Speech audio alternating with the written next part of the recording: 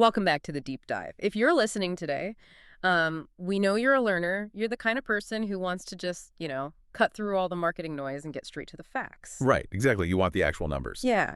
And today, our mission is to completely demystify Shopify's 2026 pricing structure. We are going to expose those hidden costs that catch, honestly, most store owners completely off guard. Because it's a lot more complex than it looks on the pricing page. It really is. Okay, let's unpack this. When you go to their site, Shopify advertises these 5 really neat, clean pricing tiers, right? But that monthly subscription fee you sign up for, it's basically just the tip of the iceberg. What's fascinating here is that the plan fee you actually agree to, Yeah. it really only accounts for maybe 5 to 15% of your true cost. Wait, only 5 to 15%? Yeah, just 5 to 15% of the actual cost of running the store. The rest of it is, completely hidden in the operational plumbing of the platform itself. That's wild. Okay, so before we get into all those hidden fees, let's just ground ourselves, right? Let's establish the baseline sticker prices for 2026 so you, the listener, know exactly what we're talking about. Good idea. So right now there are 5 base plans. Right. You've got the starter plan at $5 a month. Which is really just for, social media links, right? Exactly. It's basically a link in bio setup. Yeah. But for a real store, it starts with the basic plan at $39.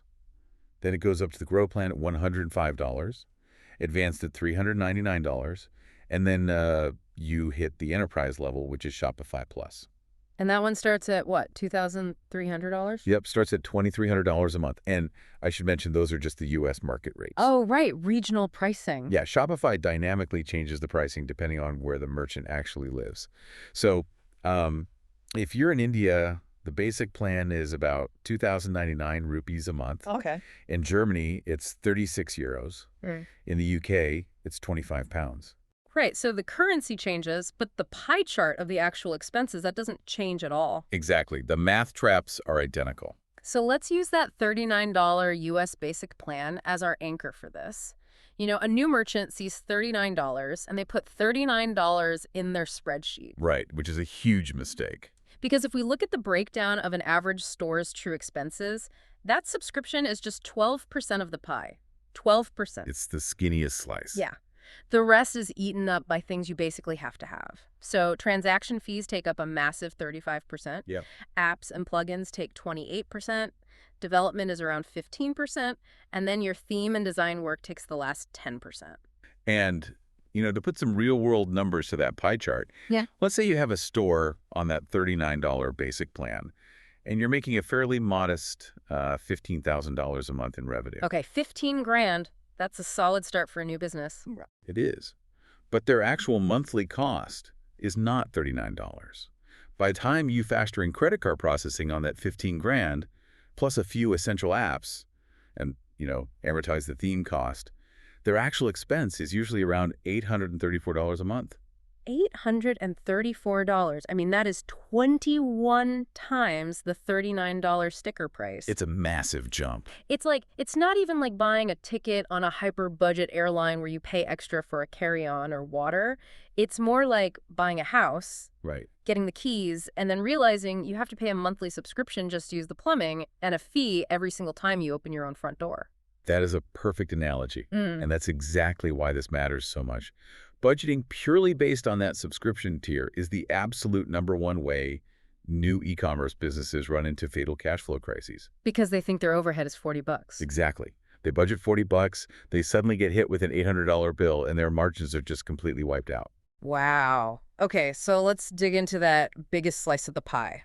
The invisible tax, basically, the payment processing. This takes up 35% of a store's budget. Right. It's the largest single drain. Every time someone buys something, Shopify takes a cut. So on the basic plan, that card rate is 2.9% plus 30 cents. Yep, per transaction. And as you upgrade, that drops. What it does, it slowly scales down. So by the time you get to the Plus plan, it drops to 2.25% plus 30 cents. Okay, but there is a massive catch here that we have to talk about. The difference between Shopify payments, which is their built-in processor, and third-party gateways. Oh yeah, the stacking penalty. Yes. If you use an external gateway, say you want to use authorized.net or something, Shopify charges you an extra penalty. On the basic plan, they tack on an additional 2.0% just for not using their system. It's pretty aggressive. It really is. On Grow, it's an extra 1%. Advanced is 0.6%, and Plus is 0.2%. So what does this all mean? Like, if Shopify payments is so much cheaper, why on earth would any rational business owner willingly use a third-party gateway to pay stacked fees? I mean, you'd be paying almost 5% on the basic plan. Exactly. Almost 5% plus 30 cents. Why would anyone do that? Well, if we connect this to the bigger picture, it's not always a choice. What do you mean? Two main reasons. First, geography. Shopify Payments is built on Stripe's infrastructure, and it just isn't available in every country. Oh, wow. Yeah, so thousands of international merchants are just locked out. They have no choice but to use a third-party gateway, which means they are forced to absorb that penalty just to do business. That's incredibly frustrating. They're just penalized for where they live. Exactly. And the second reason is legacy setups or risk profiling. So if you sell products that banks consider high Like risk. it's what, CBD or something? Yeah, exactly. Certain supplements, digital goods, age-restricted items, Shopify Payments will just refuse to underwrite them. So they have to go get a specialized third-party gateway, and then Shopify taxes them heavily for it. That is brutal. Okay, so transaction fees are basically unavoidable for a lot of people. Right.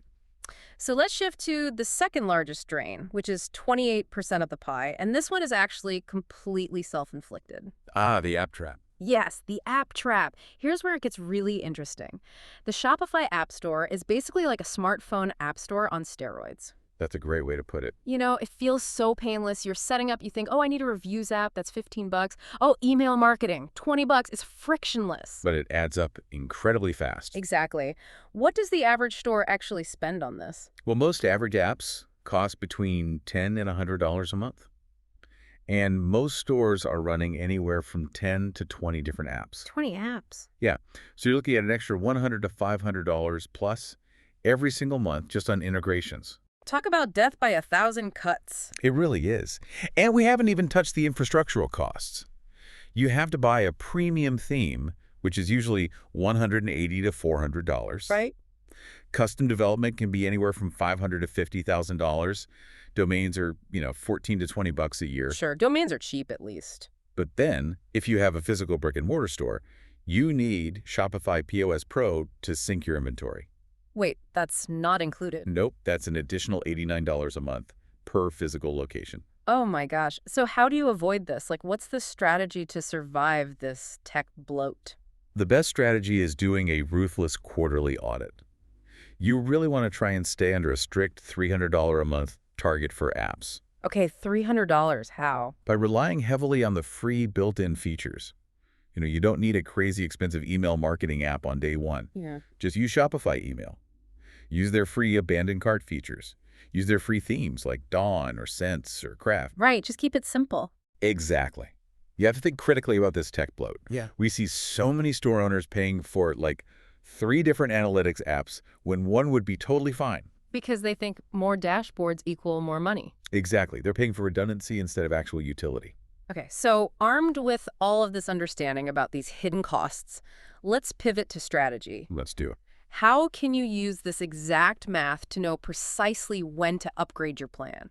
Because you shouldn't just upgrade on a feeling, right? Right. It's pure math. We call this the tipping point. Okay, break down the basic to grow crossover for me. Basic is $39, grow is $105.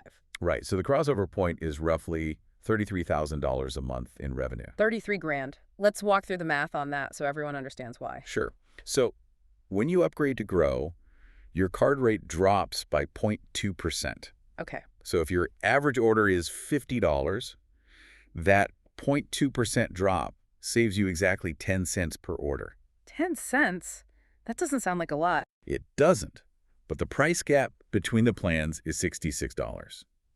To save that $66 at 10 cents a pop, you need 660 orders. Yeah, quick. And 660 orders times $50 is $33,000 in revenue. That is so clean. So at exactly $33,000 a month, the upgrade essentially pays for itself. Precisely.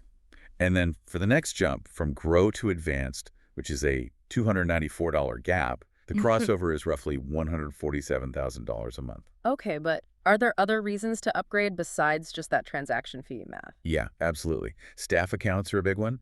Grow gives you 5 staff accounts, but Advanced gives you 15. So if you have a big team, you might have to upgrade. Right. Also, Advanced unlocks live third-party shipping rates at checkout, which can be crucial for some businesses. Wait. I know people who upgrade to the $399 advanced plan just to get, quote, better reports. When they are only making like 15 grand a month, why on earth are they paying almost $300 extra for data they could literally get from Google Analytics for free? This raises an important question, right? It's a huge psychological trap. People believe that a more expensive software tier is just going to magically fix their sales problem. Like, oh, if I have the fancy dashboard, I'll suddenly get more customers. Exactly. It's aspirational thinking. Yeah. But upgrades have to be dictated by sheer operational math, not your hopes for the business. Right. They don't buy the mansion if you can't afford the property tax yet. Perfect way to put it. Okay, so that covers the standard upgrades. But now we have to talk about the really intimidating leap, the enterprise threshold. Shopify Plus. Yes. Is Shopify Plus actually worth $2,300 a month? It's a massive leap. And, you can sometimes negotiate that fee, but it's still huge. So based on our transaction math from earlier, what is the crossover point for Plus? If you're just looking at the credit card fee drop, the crossover is unrealistically high. You'd need to be doing about $760,000 a month in revenue. $760,000 a month just to cover the software fee. Yeah. But here's the thing.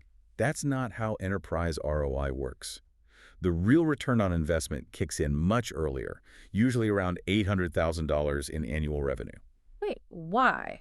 If the transaction savings don't cover it, what does? The exclusive features. At this tier, the features actually drive revenue. The biggest one is checkout customization. Okay, explain that. On standard Shopify, your checkout page is locked down.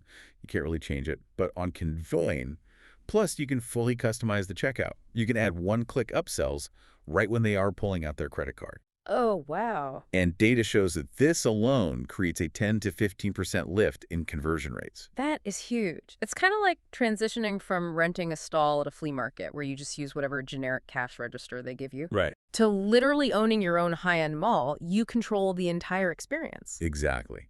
And you're also paying for enterprise infrastructure, like API limits. What does that actually mean for a store owner? Well, Plus gives you 500% higher API limits. So if you have a massive product drop and thousands of people hit your site at once, your inventory system won't crash. Ah, okay. Plus also gives you enterprise-grade bot protection, so scalpers don't buy all your stock before real humans can. You're paying for a dedicated security detail, basically. Yeah. And then there's Shopify Audiences. Right. I saw that in the source notes. What is that? It's basically an AI tool that helps you find buyers. Because Shopify sees data across millions of stores, they can build highly targeted lists of people who are likely to buy your specific product. And you just plug that into your ads. Exactly. You export it to Meta or Google. And it typically lowers your customer acquisition cost by 20 to 50%. Okay, let's put some real numbers to this so the listener can really grasp it. Great. The source had a great example of a store doing $100,000 a month in revenue. Right. Let's look at that one. So if they are on the advanced plan, they're paying about $2,899 in total platform and card costs. Yep. If they jump to Plus, their costs shoot up to $4,550. So on paper, they're losing money. Lots of it. But because of that checkout customization, they get a 10% lift in conversions. That's an extra 10 grand in gross revenue. Assuming a standard 40% margin, they just made $4,000 in new profit. Right. And then you add in the ad spend savings from Shopify Audiences, they could easily save $1,500 a month there. So when you do the final math, that Plus store is actually seeing a net gain of over $3,849 a month in profit compared to staying on advanced. Which is brilliant, right? At the enterprise level, standard subscription costs become completely irrelevant. Moving the conversion needle by just 10% easily pays for a $2,300 software bill. It's totally wild when you break it down like that. It really changes your perspective on overhead. Okay, so we've covered a ton of ground. To wrap this up, let's rapidly recap some really immediate, actionable, money-saving strategies you can apply literally today. First up, switch to annual billing. Yes. If you have the cash flow, do this. It instantly saves you 25%. That's $120 a year on basic and $1,200 a year on advanced. Second, make sure you leverage Shopify shipping. They negotiate massive discounts with carriers. You can get up to 87% off carrier rates just by using their built-in labels. Which is way better than trying to negotiate your own UPS rates when you're brand new. Exactly. And third, if you're just starting out, use their promotion. It's usually $1 a month for the first 3 months. That gives you a 90-day runway to test your product market fit with basically zero risk. Run the numbers on your own revenue, right? Check your local pricing, audit your apps, and stop paying for features you don't actually use. Absolutely. Which actually brings up a much larger sort of philosophical question to chew on. Oh, what's that? Well, think about everything we just discussed. Shopify makes the vast majority of its money not from your monthly subscription, but by taking a percentage of your sales, taxing your third-party gateways, and taking a cut of every single app you install. Right. They get a piece of every single pie. Exactly. So given all of that, who is really working for whom? Oh, wow. Are you building your independent business on their platform, or are you the product fueling their ecosystem? It's something every merchant needs to critically evaluate. How much control do you truly have over your own margins? That is a phenomenal point to end on. You think you're buying a tool, but you're really moving into their city and playing by their rules. Exactly. All right, that's it for today's deep dive. Run your numbers, protect your margins, and we will catch you on the next one.